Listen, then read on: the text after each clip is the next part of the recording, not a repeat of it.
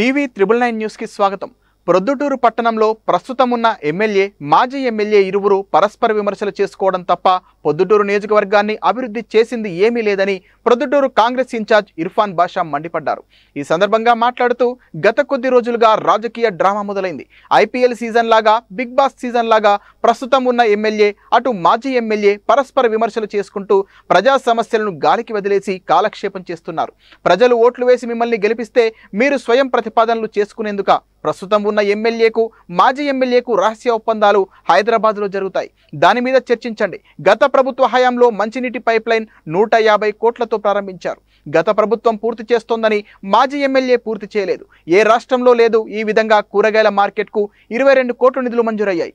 గత ప్రభుత్వంలో ఈరోజు ఎందుకు మార్కెట్ అభివృద్ధి పనులను ఆపివేసి మీరు సమాధానం చెప్పాలి అని రాష్ట్ర కూటమి ప్రభుత్వాన్ని హెచ్చరించారు.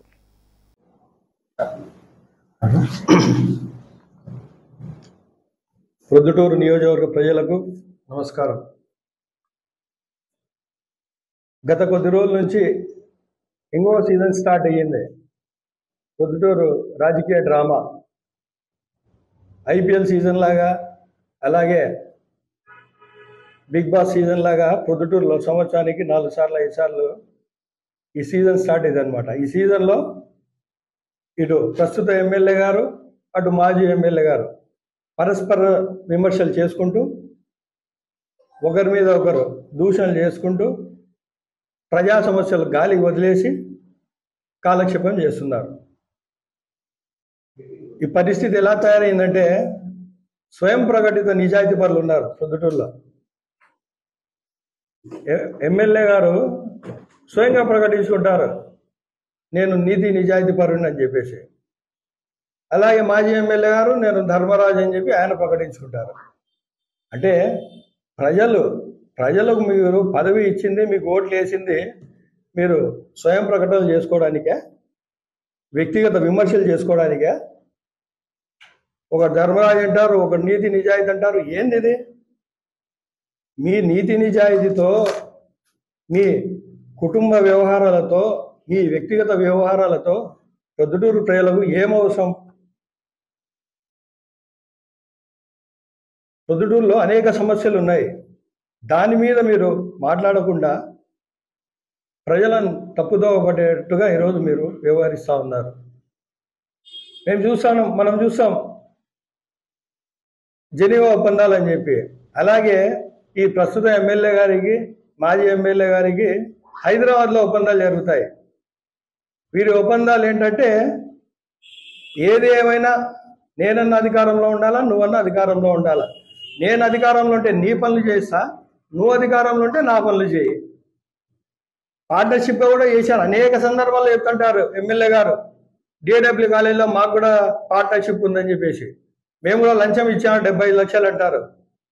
అంటే దీన్ని బట్టి అర్థమవుతుంది ఏంటంటే, వీళ్ళు టీడీపీ పార్టీ కానీ, వైసీపీ పార్టీ కానీ దొందే.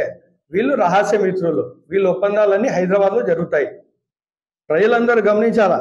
మనం చూసుకున్నట్లయితే ఎమ్మెల్యే గారు పదే చెప్తారు, ఏదో ఆయన పొద్దుటూరు ఆయన జాగీరు ఉన్నట్టు. పొద్దుటూరు ప్రజలు నాకు చాలా నమ్ముతారు, నేను ప్రజలకు చాలా మేలు చేశానని చెప్పేసి. ఎమ్మెల్యే గారు మీరు మర్చిపోవద్దు, 15 సంవత్సరాలు మీరు ప్రత్యక్ష రాజకీయాలకు దూరంగా ఉన్నారు. 2004లో మీరు గెలిచింది రాజశేఖర రెడ్డి హయాంలో కాంగ్రెస్ పార్టీ తరఫు నుంచి గెలిచారు మీరు. అంత ఊపులో కూడా రాజశేఖర రెడ్డి గారు ఆ రోజు అంత అభివృద్ధి చేసినా కూడా 2009లో మీరు ఓడిపోయినారు. సింగిల్ పార్టీతో ఆ రోజు కాంగ్రెస్ పార్టీ 150 స్థానాలకు పైగా గెలిచి ఆ రోజు రెండోసారి రాజశేఖర రెడ్డి గారు ముఖ్యమంత్రి అయినారు. అప్పుడు 2009లో మీరు ఓడిపోయినారు, అది మరవకండి. దాని తర్వాత 2014లో కూడా మీరు ఓడిపోయినారు రెండోసారి. దాని తర్వాత ఇంకో 5 సంవత్సరాలు మీరు దూరంగా ఉన్నారు. 15 సంవత్సరాలు మీరు రాజకీయాలకు దూరంగా ఉన్నారు. ప్రజాసేవకు, ప్రజల ఇబ్బందులకు, ప్రజా సమస్యలకు మీరు దూరంగా ఉన్నారు. ఈరోజు మీ అదృష్టం అని చెప్పేసి 5 ఏళ్ళు ప్రవీణ్ కుమార్ రెడ్డి ఆయన కష్టపడితే చివరి నిమిషంలో సీట్ తెచ్చుకొని గెలిస్తే మీరు ఈరోజు ఎమ్మెల్యే హోదాలో ఉన్నారు. అంతేగాని మీరేం కష్టపడింది ఏం లేదు గత 15 సంవత్సరాలు. కానీ నీతి నిజాయితీ అంటే సరిపోదు. ప్రజలు మీకు ఓట్లు వేసింది ఎందుకు? ప్రజా సమస్యల మీద పనిచేయాలా. మాకు మీరు అనిపించుకుంటారంటే మీరు అర్థం చేసుకోండి, మీరు ఏ స్థితిలో మీరు ప్రజా పాలన చేస్తా ఉన్నారో. ప్రొద్దుటూరులో అనేక అభివృద్ధి పనులు ఆగిపోయినాయి, దాని గురించి చెప్పండి. మంచినీటి పైప్ లైన్ 150 కోట్లతో ఆ రోజు స్టార్ట్ చేశారు గత ప్రభుత్వ హయాంలో.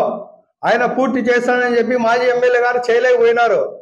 ఇప్పుడు మీరు ఆ పనిని ఆపేశారు అంటే ప్రొద్దుటూరు ప్రజలు మంచి నీళ్లు తాగే భాగ్యం కూడా లేదా అని చెప్పి ఈ సందర్భంగా నేను సూటిగా ప్రశ్నిస్తా ఉన్నాను.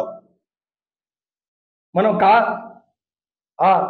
పాతబడిన పైప్ లైన్లలో చిలిం బట్టి మురికి నీరు అందులో చేరి ఆ నీళ్లు మన ఇళ్లలోకి సరఫరా అవుతున్నాయి.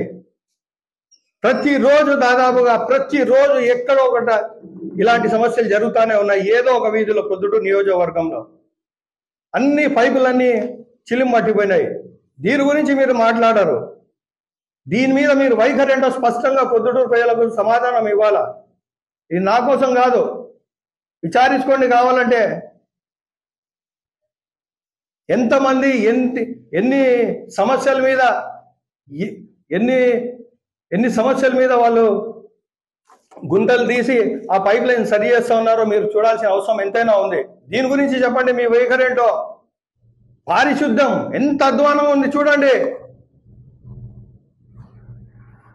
కాలువలో పూడికలు తీసేవాళ్ళు లేరు, తీస్తే ఎత్తేవాళ్ళు లేరు.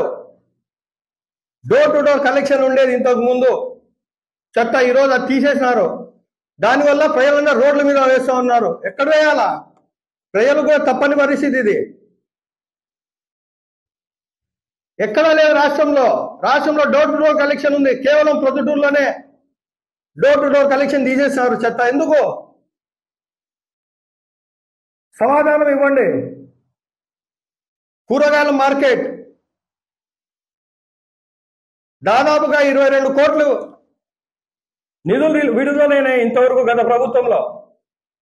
ఈరోజు ఎందుకు మార్కెట్ ఆపేశారు? ప్రత్యక్షంగా పరోక్షంగా వేలాది కుటుంబాలు దీని మీద ఆధారపడి ఉన్నాయి. గతంలో వచ్చిన జీవో ఏంటి? 25% కంటే తక్కువ పని జరిగి ఉన్న ప్రాజెక్టులన్నీ క్యాన్సిల్ చేయండి అన్నారు.